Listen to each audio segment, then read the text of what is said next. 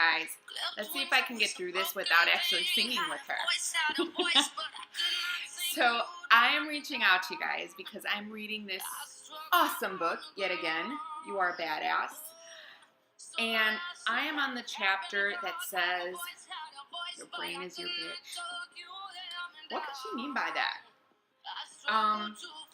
Basically the bottom line is that it's through our thoughts that we create our realities.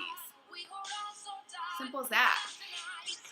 And I've had this happen to me where the minute that I think I can't, my body reacts like that, where all of a sudden I'm tired, I can't get through something, and I give up.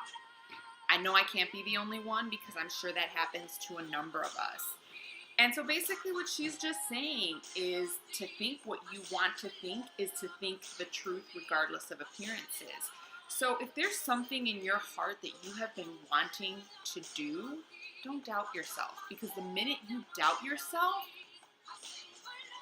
it's not even going to bother happening. It's just not even worth trying. But if you believe in your heart that you're going to make this happen, that you're going to do it, you're going to do it. That's not to say there will not be failure. I'm not talking about the minute you think something, bam, you can walk out and you can do it. That's just not realistic. But my point is, if it's in your heart and you want to do it, try it. If it doesn't work, try something different. What is wrong with that? There is nothing wrong with that.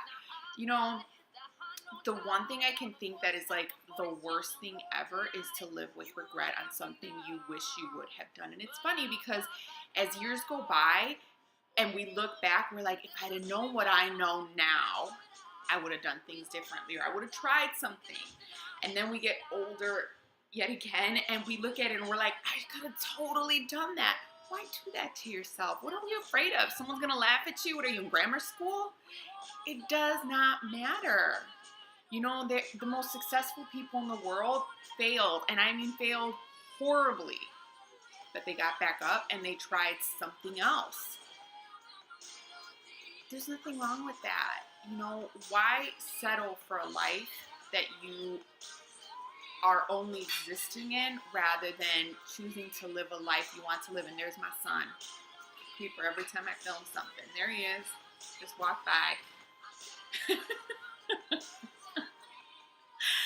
But my point back to the book. So there are, 6 tips she gives. Where she says, ask and it is given. Ask and it is given. What does that mean? Get quiet, get in the zone, and get in touch with the source energy.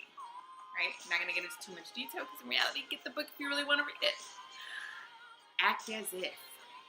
If you want something badly, even if you don't have any evidence that it's possible for you to attain, believe it is anyways. Fake it till you make it, right? Upgrade your environment. What does that mean? So I had to really kind of look at this one because I don't remember if it was in this book or in another one. I think it was in something else. So if there's a car that you want, appreciate the one that you have. Because if you can't even take care of the one you have, who's to say when you get the one you finally really do want that you're even going to take care of it?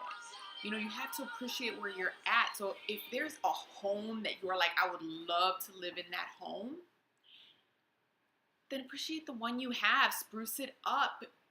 Give it that vibe of I have what I want, because you're going to get it, right?